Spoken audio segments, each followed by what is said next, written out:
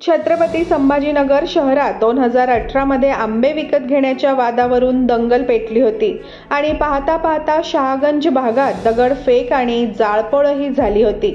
त्याच छत्रपती संभाजीनगरच्या पैठण तालुक्यातील बिडकीन गावात रविवारी एका चिक्कूवरून गावात 2 गट भिडल्यामुळे तणावाचे वातावरण निर्माण झाले।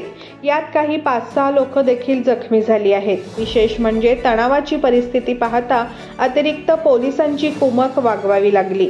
या प्रकरणी बिडकीन पोलीस ठाण्यात दोन्ही गटातील एकूण 17 लोकांच्या विरोधात गुन्हा दाखल करण्यात आला आहे। बिडकीन पोलिसात रईस शेख बाबू वय वर्ष 33 हा फळ विक्रेता असून याने दिलेल्या फिर्यादीनुसार त्याचा अल्पवयीन भाचा बिडकीन बस स्टँड परिसरात फळाच्या दुकानात बसलेला होता। यावेळी तिथे कृष्णा वाघ हे चिक्कू घेण्यासाठी आले। त्यांनी चिक्कू दाबून पाहिले असता तो चिक्कू फुटला।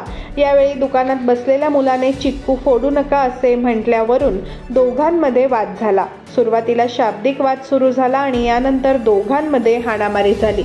यात चिक्कू विकत असलेला मुलगा जखमी झाला। याची माहिती फिर्यादी रईस शेख यांना कळाली आणि ते घटनास्थळी पोहोचले। त्यांनी आपल्या भाच्याला घाटी रुग्णालयात दाखल केले।